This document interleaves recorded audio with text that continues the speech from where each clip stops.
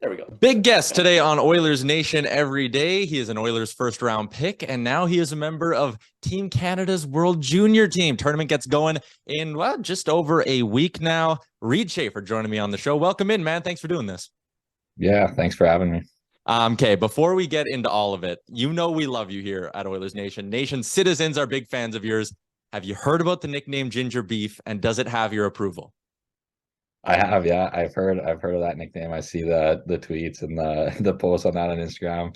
I think it's kind of funny. I don't know how that nicknames came up, but if you guys like it, sure.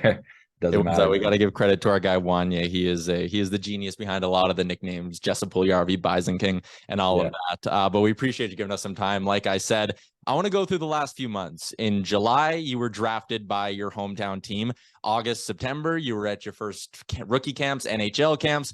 October, November, you scored a pace better than almost anyone else in the WHL. And now December, you're going to the World Juniors. It's pretty cool being Reid Schaefer right now. Do you kind of pinch yourself every once in a while thinking like, damn, this is pretty sweet? Yeah, absolutely. Obviously, all the events that have occurred within the last year have been pretty special and pretty surreal. Obviously, it couldn't have happened any other way. I think just a testament to my hard work and obviously the development in Seattle as well. They've done a good job there, and just everyone that's gotten me here. It's been awesome, and it's been a fun ride so far. Yeah, because I mean, like you go back a year ago, like you weren't even on the radar for a lot of the big public lists for like a first round pick and things like that. And boom, you're a first round pick. And a year ago, you wouldn't have been on the radar for like a World Juniors. Boom, you've made the World Junior team now, not just going to camp, but actually cracking the team. You mentioned hard work. What other parts of your game are you maybe kind of the most proud of when you look at the strides you've taken in the last 12 months? Yeah, for me, I think it's just my offensive ability. I think I'm really proud of that. I think my COVID year, I had 2 points in 18 games. So the next year, I think I had 58. So, I think it just goes to show like what I did in the garage and shooting pucks, stick handling, but the stuff on the ice as well, just like puck protects and stuff like that. Still trying to work on my foot speed, obviously. The first 3 strides, I think that'll help me in pro if I can get that down pat. But other than that, yeah. What was it like going through a Hockey Canada training camp? I would imagine it's pretty intense. Yeah, pretty intense. Obviously, lots of nerves. You're out there with top end guys in your country, so obviously pretty nervous. But I think it was pretty fun just to see the guys around the league and how they play. It was pretty cool, and obviously to be on the ice with 3 NHL players is pretty cool. I'll hit you with a bit of a cliche one, but so you find out you make the team. Who's the first call to? Is it a call? Is it a quick message to a family group chat? Who'd you chat with first after you found out you were going? Yeah, I called my dad right away. I think he was on speakerphone with my mom as well. So, well, actually, no, I just called my dad, and my dad then called my mom. She was getting her nails done at a salon, and I think she started to cry. So, yeah, it's pretty funny. It's crazy. Like, I mean, obviously a lot of accomplishments, like we said, you've had in the last little bit, but I would imagine because you would have been right around that age, like when World Juniors were hitting their peak, right? Like Boxing Day watching Team Canada. How cool is it to now think that like you're going to be the guy that like the 12, 13, 14, 15-year-old kids are going to be waking up watching on Boxing Day with that logo on your sweater? Yeah, it's pretty cool to think of it like that. Like obviously, like you said, I think from ages like 7 to just like 18, I think I was watching World Juniors on Boxing Day, on Christmas, just just cheering them on, having the Maple Leaf jersey on. So for me to be finally in this tournament, it's pretty cool, and obviously an honor to wear the Maple Leaf. So what's your favorite World Junior memory from when you were a kid? I would probably say a couple years ago when Akil Thomas scored that game-winning goal versus Russia, I believe. That was pretty electric. Yeah. Were you a little bit too young for the Eberle goal? Yeah, I don't really remember that one. So that would have, yeah, because that would have been like right around the prime World Junior watching for me. Going back to your spot on the ice, spot on this roster, you mentioned like 3 guys on this team who are in the NHL. And when you look at the forward group, like in Seattle, you're the guy, top line winger. And in this tournament, there might be situations where you're slotted a little bit lower. Have you had any conversations with the coaching staff, or have you thought about it yourself about maybe what your role is and how you might need to change the way you play, or do you need to at all? Do you feel like your game's going to translate well here? Yeah, I think obviously I have to adjust my game a little bit. I think In Seattle, I'm more of a go-to guy. I play power play, play PK, but here, I know I'm going to be a role player. I think just be like the fourth line guy that brings energy, brings the physicality and is hard on the forecheck. But I think we can also we're a heavy checking line, so I think we can use our body effectively and create space for ourselves and maybe produce a little bit offensively. But other than that, I think just play PK and just play their role.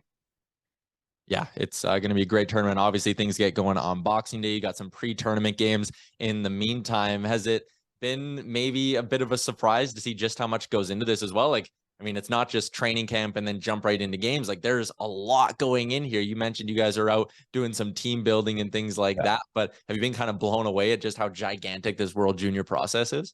Absolutely. Yeah, there's been long days. Obviously, we're here in St. Andrews, and I think we drive 30 minutes to a rink because this town is so small, right? So there's not much to do around here. So we drive 30 minutes. I think it's just like Saint Stefan's or whatever.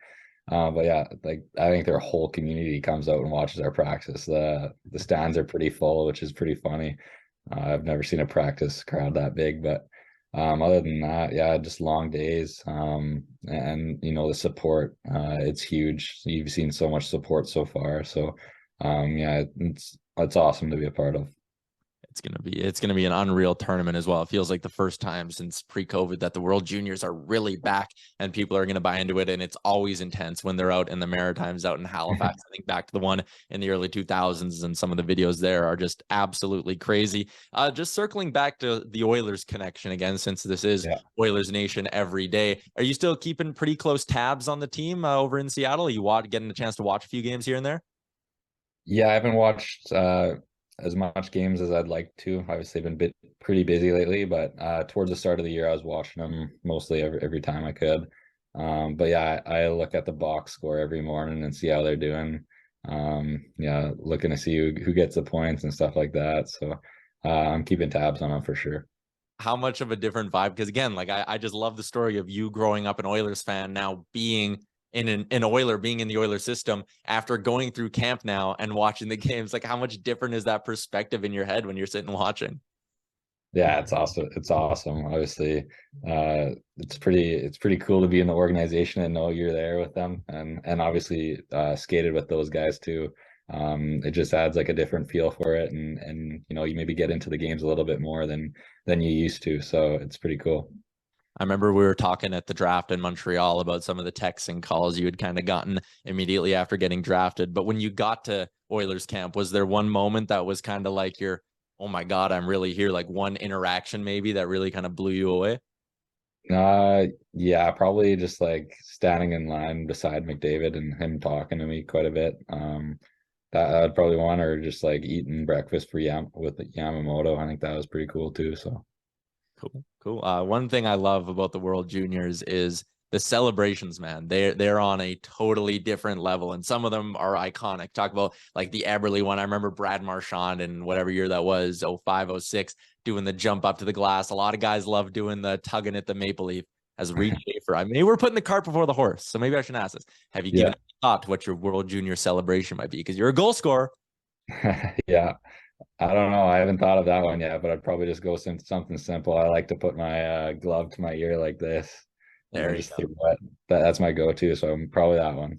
That's got some McDavid-esque flair to it too. I think 97 would give that the stamp of approval. He likes going with that one. Best of luck in the World Juniors, man. And are your parents coming out? You got like some family that'll be in Halifax with you? Yeah, I think my brothers and my parents are coming down. I think they get here the 23rd, so they'll be here for quite a while. So it'll be awesome for them. And hopefully you get to make the flight back home to Seattle with some new jewelry around your neck, Reid. I really appreciate you giving us some time, man. Thanks for doing this, and best of luck. Got Oil Country behind you. Yeah.